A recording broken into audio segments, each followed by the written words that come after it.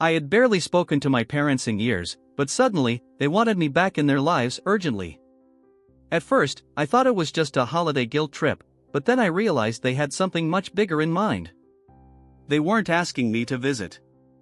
They were asking me to take responsibility for their mess. I was the youngest of 5, and when I say youngest, I mean by a wide margin.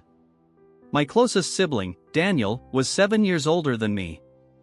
Growing up, I wasn't the troublemaker, the sick one, or the one who needed extra help in school. I was just there. The quiet, easy kid. The glass child, the one who was seen but never truly noticed. While my siblings were in and out of hospitals and therapy, my parents were always too busy to worry about me. Not that I blame them entirely. When you have multiple kids with serious struggles, the one who seems fine slips through the cracks. And I did. I learned early on to entertain myself, read books, play video games, and exist in the background. It wasn't a tragic neglect, just a passive one. I had food, shelter, and the basics, but emotionally? I might as well have been invisible. The only people who truly felt like family to me were my 2 childhood best friends, Emma and Natalie. Their families were similar to mine, always too distracted to focus on them. We became each other's support system. After high school, we stuck together, went to the same college, graduated, and eventually moved to another state. We built the family we never had. When I left home, I didn't expect much contact with my parents, and I was right. The occasional text from my mom, mostly just to ask if I was working or how school was going, was the extent of our relationship. It wasn't warm, but it was better than the silence of my teenage years. Then, out of nowhere, she called me. We never called each other, so I knew something was off. I hesitated before answering, bracing myself for whatever was coming. "Hey, sweetheart. What time are you coming home for Thanksgiving?" I blinked. What?" She repeated the question as if we had a long-standing Thanksgiving tradition. We didn't. In fact, I could count on one hand the number of times we even attempted a holiday meal together. I told her I already had plans, a ski trip with Emma and Natalie, booked months in advance. Even if I wanted to drop everything and visit, flights weren't exactly cheap last minute. She immediately launched into a guilt trip. "Well, your dad is going to visit your brother at the facility, and I'll be alone. I thought you'd want to be with your family." I bit my tongue. Family? Now I was part of the family. When I reminded her of my plans, she got angry. "You never make time for us. It's like you don't even care about this family." That stung. Not because it was true, but because she had the audacity to say it. I had spent my whole life feeling like an afterthought, and now I was the villain for not rushing home at a moment's notice. After she hung up on me, I sat there, torn between frustration and guilt. But when I checked my texts, I confirmed what I already knew. There had been no mention of Thanksgiving before that call. She just expected me to drop everything and magically appear. I later sent a polite text saying I'd love to visit after the holidays, but I couldn't make it this time. She never responded. A few days later, my dad texted me. At first, I was surprised. He barely ever reached out. Then I read the message: "If you don't come home for Christmas, I'm cutting off your college funding." I nearly laughed. I had graduated years ago. I texted back, "Dad, I finished college already. You haven't been paying for anything." A few hours later, he replied, calling me ungrateful and selfish, ranting about how much they had sacrificed for me and my siblings. That was the moment I snapped. I typed back, "Grandma paid for my college. You didn't contribute a single cent. Don't threaten me with something you never even did." I hit send and put my phone down, feeling my blood boil. I understood that my parents were under stress with my siblings, but this? Accusing me of being ungrateful for something they never even did? That was a new load. I thought that was the end of it. I was wrong. I tried to move on, focus on my ski trip, and forget the whole thing. Emma and Natalie reassured me I wasn't being unreasonable. "They just want you back so they don't feel guilty," Emma said. Natalie, always blunt, rolled her eyes. "Screw them. They ignored you for years, and now you're supposed to drop everything?" Nope. I agreed with them. And yet, I couldn't shake the feeling that something was off. My parents weren't the type to suddenly care about family gatherings. There had to be another reason they were so desperate to get me home. That's when my dad sent another message: "If you don't come home, don't bother coming back at all." I read it over and over, feeling a strange mix of emotions. anger, disbelief. But mostly, exhaustion. How did we get here? How did we go from barely speaking to them cutting me off over a Christmas visit? I was tempted to fire back with a snarky response. To remind him that they had already cut me off years ago by barely acknowledging my existence. Instead, I did nothing. I put my phone down and went to bed. The next morning, more texts came in, this time from my mom. I don't understand why you're being so distant. We just want to see you. We're really disappointed in you. I couldn't help but laugh. Distant? I had been distant my entire life. They were only noticing now because they needed something. I ignored the texts and focused on my ski trip. For the first time in months, I felt free. That feeling lasted until my brother, Daniel, reached out. Hey, we need to talk. I hesitated. Daniel and I weren't close. He had always been too busy with his own life to notice mine. The fact that he was suddenly messaging me felt suspicious. Still, curiosity won. About what? I replied. A minute later, my phone rang. I answered, and before I could even say hello, he dropped a bombshell. Mom and Dad are planning to make you one of the legal guardians for the boys. I froze for a second. I thought I misheard him. What? They're worried about the future. They need to make sure someone will take care of the boys when they're gone. My stomach dropped. This wasn't about the holidays. It was never about the holidays. I wasn't their forgotten child anymore. I was their backup plan. For a few seconds, I just sat there, gripping my phone, my mind racing. They're planning what? I finally managed to say. Daniel sighed like I was the one being unreasonable. You know how things are. Mom and Dad are getting older. They need to make sure someone's around to handle things when they're gone. And they just decided that someone should be me? I asked, my voice sharp. You're the only one who has it together, he said, as if that explained everything. The rest of us, we have our own problems. I almost laughed. Oh, now they noticed I had my life together? Now that it was convenient for them, I let out a bitter chuckle. Maybe they should have thought about that before now. I didn't know they were going to talk to you about it, Daniel said quickly. I just figured you should hear it from me before they sprung it on you. My head was spinning. This wasn't just about a holiday visit. This wasn't even about guilt-tripping me into caring. This was about dumping a lifelong responsibility on me without so much as a conversation. So they've been planning this behind my back? I asked, my voice rising. Pretty much. I stared at the wall, trying to make sense of it. It wasn't Daniel's fault, but I still wanted to scream. I wasn't just their backup plan, I was their escape plan. After years of barely acknowledging my existence, they wanted me to step in and clean up their mess. They wanted me to dedicate my life to fixing what they had ignored for decades. And no, I said firmly. Daniel hesitated. Look, I get that this is a lot, but no, my voice was cold. I'm not doing it. They ignored me for 25 years. They don't get to dump this on me now just because it's convenient. There was a long silence. Finally, he sighed. I get it. I do. But they're still family. That word of family, they only used it when they wanted something. I clenched my jaw. Tell them I'm not interested. And don't call me about this again. Before he could say another word, I hung up. I sat there, staring at my phone, feeling empty. Not sad. Not angry. Just done with being their last resort, done with being manipulated, done with a family that only remembered I existed when they needed something. For the first time in my life, I chose myself. I expected my parents to push back, but I didn't expect what came next. A letter, yes, an actual, handwritten letter from my mother. As if we were in the 1800s and not a time where she could just send another guilt trip text. I hesitated before opening it. It was exactly what I expected, pages of guilt. How hard things were for them. How much they had sacrificed. How they couldn't believe I was abandoning them in their time of need. But one line stood out. We just need to know that someone will take care of the family when we're gone. That's when I understood, this was never about love. Never about family. They didn't want me, they wanted what I could do for them. I crumpled the letter and threw it in the trash. I was done. I thought the letter was the last attempt. That after ignoring it, they would finally take the hint and leave me alone. But of course, I was wrong. About a week later, my phone rang again. An unknown number. I almost didn't answer. I had blocked my parents and Daniel, so it had to be someone else from the family. Curiosity 1, hello? Olivia, it's me. Sarah. I tensed.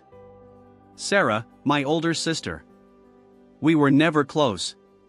She had spent most of her life bouncing between hospitals and therapists.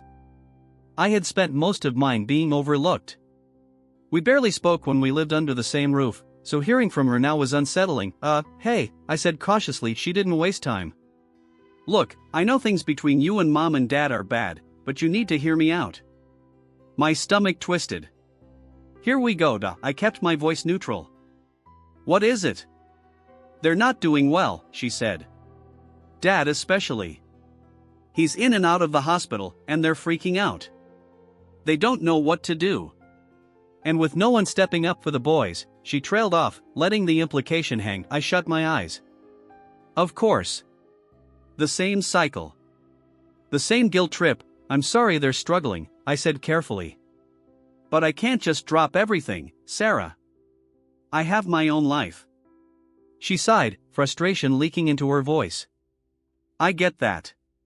But Olivia, you're the only one who can help. You know how things are with me. And Daniel's barely keeping himself together. There's no one else. I gripped my phone tighter. And whose fault is that? She went quiet. I took a breath, trying to keep my temper in check.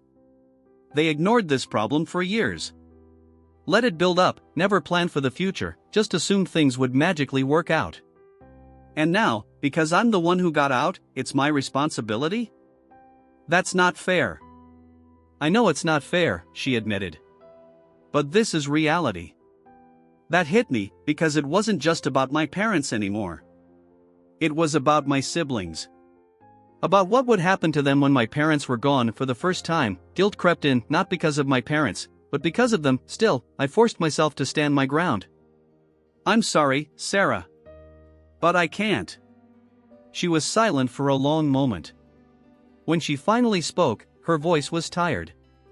Okay. I'll tell them.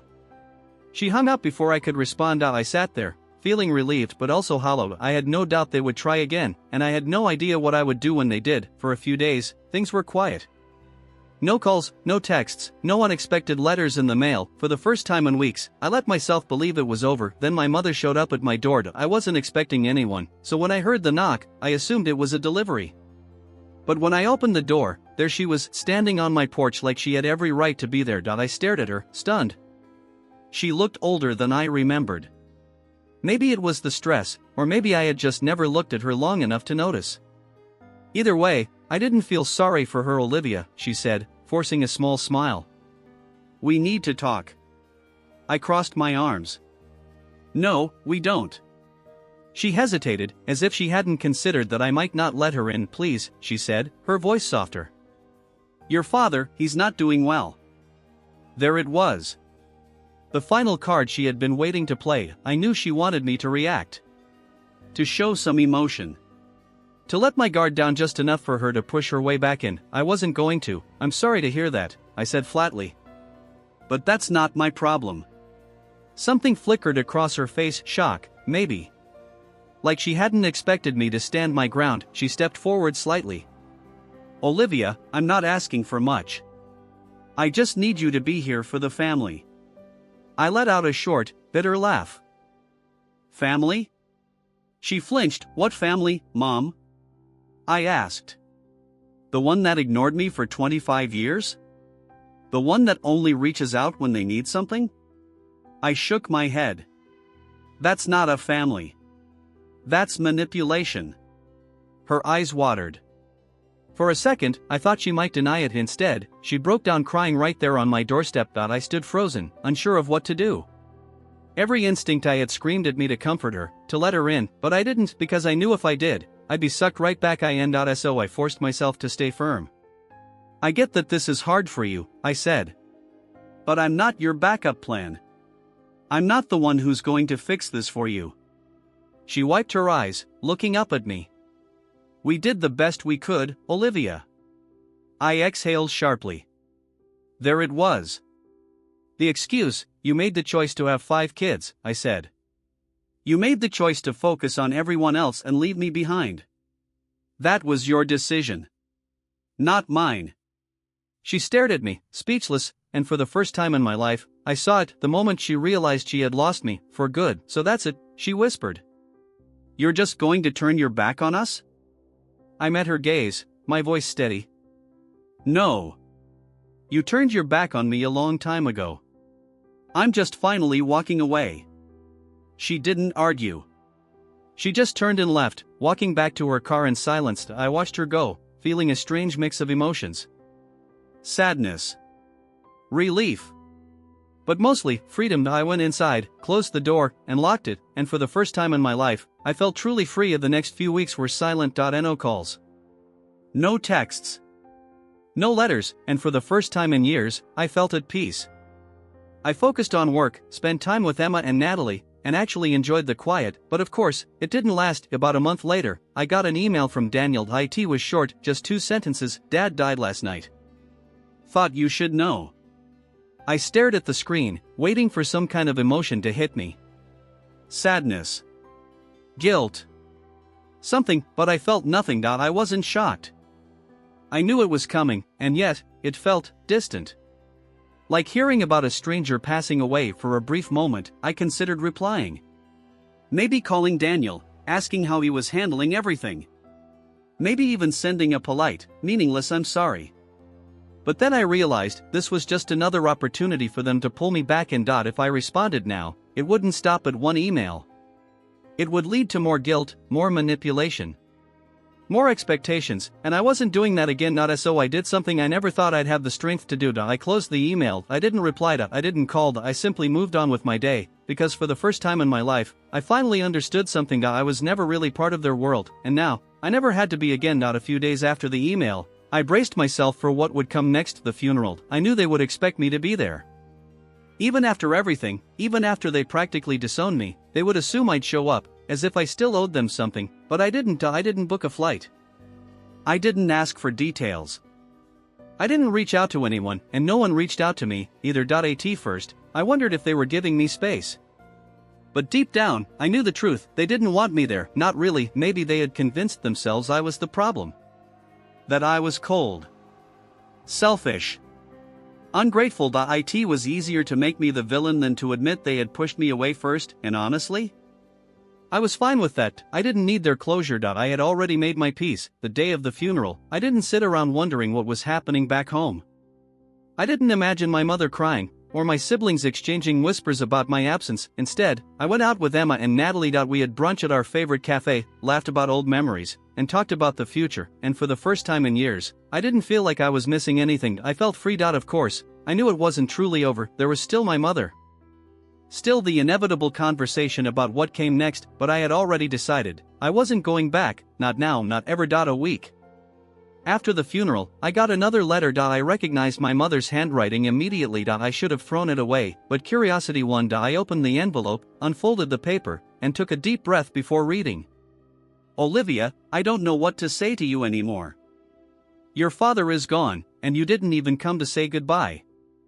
I don't know if I'll ever understand how you could do that to us, to him. We gave you everything. A roof over your head.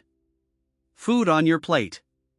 We sacrificed so much for this family, and you abandoned us when we needed you most. I don't know how you live with yourself, but I hope, one day, you realize what you've done to Mom. I stared at the letter, waiting for the guilt to hit me. It didn't, because everything she wrote, it wasn't about grief. It wasn't about loss. It was about control. Even after everything, she was still trying to twist the narrative, still trying to make me the villain. I let out a slow breath, folded the letter, and dropped it into the trash. Then, for good measure, I set it on fire. I watched the flames eat away at the paper, turning my mother's words into nothing but ash, and as the last of it burned, I realized something. I didn't care what she thought of me, not anymore, because for the first time in my life, I wasn't afraid to walk away. For the first time in my life, I felt completely free. No guilt. No expectations. No invisible chains tying me to a family that had only remembered I existed when it was convenient. But even with that newfound freedom, I knew one thing for sure: my mother wasn't finished. She had lost control over me, and people like her, they don't just let go. So I wasn't surprised when, a few weeks after burning the letter, I got a call from an unknown number. I stared at my phone, debating whether to answer. I could have ignored it, let it go to voicemail. But some part of me, maybe the last part that needed closure, made me pick up. I didn't say anything at first, just waited. A familiar voice filled the silence. Olivia. I let out a slow breath. Mom. For a moment, neither of us spoke. The tension stretched between us, heavy and unspoken. Then, in a voice much softer than I expected, she said, I don't know how to fix this. I almost laughed at fix this, as if we had some small, fixable misunderstanding. As if years of neglect, manipulation, and guilt could be erased with a single phone call. You can't, I said simply. She inhaled sharply. Olivia, please. I know you're angry, but I'm not angry, Mom. And I wasn't. Not anymore. I just don't care. The silence on the other end was deafening. You don't mean that, she said, her voice trembling. I did, but I didn't say it to hurt her. I said it because it was the truth. I had spent years aching for them to notice me, to care, to treat me like I mattered. And now, standing on the other side of all that pain, I realized I didn't need it anymore. I had built my own life, my own family, my own sense of worth. And they had no place in it. You only called because you have no one left to turn to, I said, my voice calm. Not because you miss me. Not because you want me in your life. You just don't want to be alone. That's not true, she whispered, but it was, and we both knew it. I sighed, rubbing my temple. Mom, listen. I don't hate you. I don't wish you any harm. But I am done. I have been done. I heard her breath hitch. You're really not coming back? No, I said, finality in my voice. Silence stretched between us once more, and this time, I knew what it meant. She had lost, not in a game, not in a fight, but in the way that truly mattered. She had lost me, and she was finally realizing there was no getting me back. I hope you find peace, I said quietly. Goodbye, Mom. And for the last time, I hung up. I didn't cry, I didn't second guess myself. I just sat there, feeling whole, because I wasn't that invisible child anymore, waiting for scraps of love and attention. I had chosen myself, and that was enough. It's been months since that call. She hasn't tried to contact me again. No more letters, no unknown numbers, no surprise visits. It's like, once she knew I was truly gone, she finally gave up on me. I've never felt more at peace. Emma and Natalie have been amazing, like the sisters I always wished I had. We still live in the same city, still support each other, still laugh about the absurdity of life. I've been traveling more, exploring places I never thought I'd see. I got a promotion at work. I started dating someone who actually makes me feel seen, for the first time in my life, and I realized something. Family isn't about blood, it's about who shows up. Who stays. Who chooses you, again and again, without obligation. My parents may have forgotten me for most of my life, but I will never forget who I became because of it. I'm not their backup plan, I'm not their forgotten child. I'm me, and that's all I ever needed to be.